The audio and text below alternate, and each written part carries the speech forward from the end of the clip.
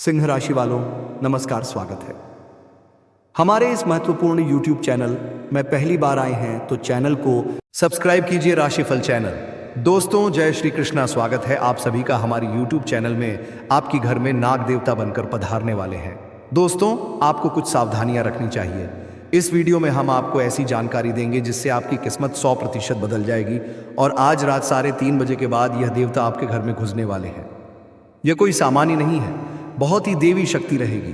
इन्हें नाराज करने की भूल बिल्कुल भी मत करना। कई बार जाने अनजाने में हम कुछ लोगों को अपमानित करके हमारे घर से भगा देते हैं। हमारे घर में घुसने वाले जीव जंतुओं को भी हम मार देते हैं। आपकी यही एक गलती आपके आने वाले पूरे भविष्य पर भारी पड़ सकती है, क्योंकि यह देवता आपके घर में किसी भी रूप में प्रवेश कर सकते हैं। डरने वाली कोई बात नहीं है। यह तो आपको आशीर्वाद देना चाहते हैं। अभी आपके ऊपर है कि आप आशीर्वाद देना चाहते हैं, ये नहीं लेना चाहते हैं। वीडियो बहुत खास है, बिल्कुल भी इसे मिस ना करें और शुरू से लेकर अंत तक जरूर देखिएगा, क्योंकि दोस्तों आज जो ज्ञान हम आपको देने वाले हैं आपके भी रोंगटे खड़े कर देगा। सबसे पहले जो भी महादेव के सच्चे भक्त हैं इस वीडियो को लाइक जरूर करें और कमेंट बॉक्स में हर हर महादेव, जय शिव शंकर जरूर लिखिएगा और साथ ही साथ श्री साईं नमस्तों में जरूर लिखिएगा। अगले 3 महीने में आपका असंभव से असंभव कार्य भी पूरा हो जाएगा। अब दोस्तों, आपने अतिथि देवो भव इस कहावत को या फिर इस पंक्ति को, इस स्तुति को तो सुना ही होगा। भारत में अतिथि देव। तो कुछ लोग उन्हें बोझ समझते हैं, मन भी मन ये सोचते हैं कि ये यहां से कब उठेंगे, ये उठें तो हम कुछ खाएं, ये उठें तो हम कुछ कार्य करें। परंतु अगर कोई देव था आपकी घर में मेहमान बनकर घुस गए, या वो किसी भी रूप में आ सकते हैं, और यह तो दोस्तों फिर सोच लीजिए आपकी जिंदगी का क्या हाल होगा। इसलिए तो कहा गया है अतिथि देव भवा, यानी कि हमारे दर पर आया हुआ अतिथि हमारे लिए देव के समान होता है। और यही देवता अब आपके घर में घुसने वाले हैं। तो अब आपको उन्हें ना, अगर हम उसकी पूजा करेंगे तभी तो ईश्वर हमें आशीर्वाद देंगे। किंतु द्वार पर आए मेहमान पर इतनी मेहमान करें तो मैं इसके दर पर जब जाऊंगा तो कितना कल्याण होगा। अब भगवान भी आपके दर पर किसी भी रूप में आ सकते हैं, इस बात में कोई भी दो राय नहीं है। इसलिए दर पर आए मांगने वाले की, दर पर आए याच की, घर पर आए मेहमान की कभी भी बुराई नहीं करनी है। उनके खिलाफ मन में कभी भी द्वेष, ये गलत भावना उत्पन्न नहीं होने देनी है। और हमें इस चीज़ का ख्याल रखना है कि हमें आगे बढ़ना है, उनके सहायता करने के लिए, उनका नमन करने के लिए, क्योंकि यही आपका सूत्रधार साबित होगा। इस बात को आप हमेशा याद रखिएगा। अब बहुत सारे लोग जीव जंतुओं से बहुत डरते हैं। देखिए, हर प्राणी में परमात्मा का वास है। परमात्मा ने सभी को बनाया है, डरने की कोई बात नहीं है। हमें सभी जीव जंतुओं की रक्षा करनी है। परंतु बहुत सारे लोग कीड़े मकोड़ों को देखते ही उन्हें मार गिराते हैं। ऐसा करके वो बहुत बड़ा पाप अपने हाथों से कर रहे होते हैं। इस बात का आपको अंदाजा नहीं होता, लेकिन बहुत बड़ा अनर्थ आपके द्वारा हो चुका होता है। ये आपको बिल्कुल भी शोभा नहीं देता है, आपके पाप कर्मों को बढ़ाता है और आपके लिए अपने महत्वपूर्ण कार्यों में आट करने पैदा करता है। तो अब अगर आपके घर में कोई देवता आने वाले हैं तो वो जीव जंतुओं का रूप लेकर भी आ सकते हैं। मान लीजिए वो किसी जंतु का या फिर जीव का रूप लेकर आपके घर में आ रहे हैं और आपने उन्हें बहुत मार करके भगा दिया, या थोड़ा छोटा कीड़ा मकड़ा उसे आपने पैर से कुचल दिया, तो सोचिए आपके द्वारा कितनी बड़ी गलती हो जाएगी। यही तो दोस्तों परीक्षा का समय होता है। मान लीजिए अनजाने में आपसे अगर कोई गलती हो जाती है तो दोस्तों मौका होता था आपके पास में किस्मत को चमकाने का, उस मौके को आप खो देते हैं। तो हमारा आपसे यही आग्रह है कि मात्र 48 घंटे बाकी रह गए हैं। आज रात 3:30 बजे के बाद कभी भी देवता आपके घर में प्रवेश कर सकते हैं।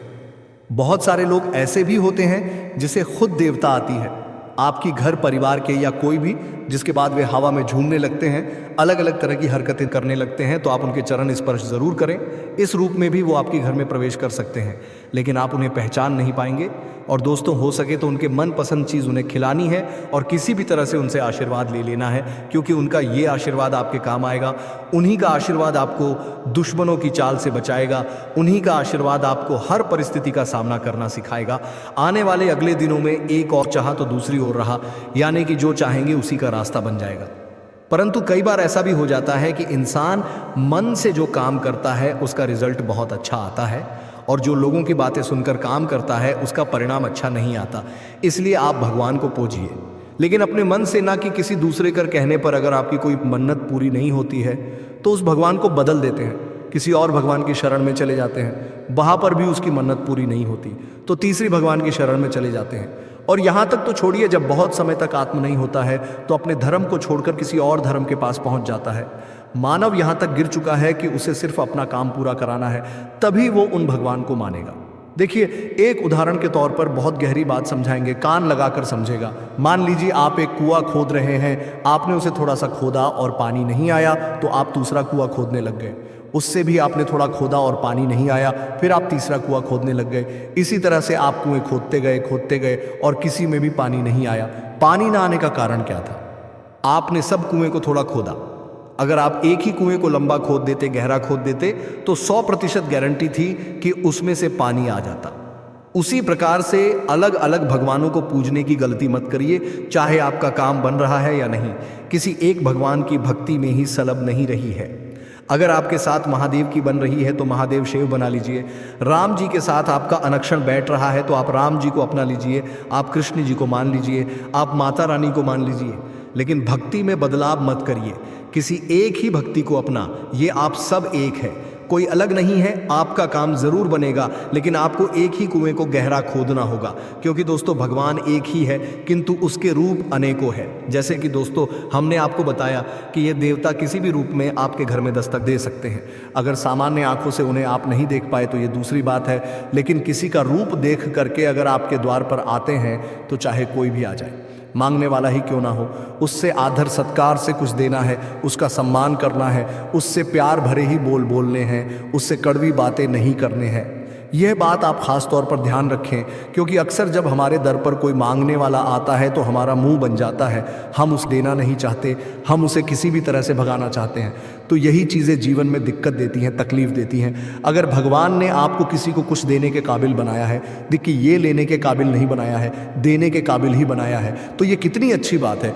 आपको इसका अभिमान रखना चाहिए कि आपको भगवान ने देने के काबिल बनाया है। और पृथ्वी गोल है और आपके पिछले जन्म में आपकी यही गलती हो सकती है, आपको लेने वाला बना दे।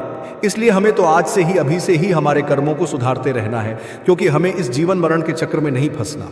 हमें तो भव सागर पार करना है और वो भव सागर पार होगा मर्यादा के साथ, आत्मसम्मान के साथ, ईमानदारी के साथ, सत्यता के साथ और हमेशा सदा सही व्यवहारिकता सत्कर्म के साथ। तो जिंदगी में यह नियम बना लीजिए कि सभी से प्यार से रहेंगे, सभी से प्यार से बात करेंगे, तो ये दुश्मन भी क्यों ना आपके द्वार पर आ जाए, हमें उसका भी सम्मान ही करना है। तो दोस्तों आशा करते हैं कि वीडियो में दी गई जानकारी आपको बहुत पसंद आई होगी। वीडियो अच्छी लगी हो तो अपने दोस्तों के साथ, मित्रों के साथ और परिवारजनों के साथ इसे साझा करिएगा। साथ ही कमेंट बॉक्स में सच्ची श्रद्धा से जय शिव शंकर, ओम नमः शिवाय लिखकर अपनी मनोकामना भी लिख दीजिएगा, ताकि भगवान आपकी सीधे सुनवाई कर सके। और दोस्तों आज हम वीडियो इतना ही समाप्त करते हैं। आपका दिन शुभ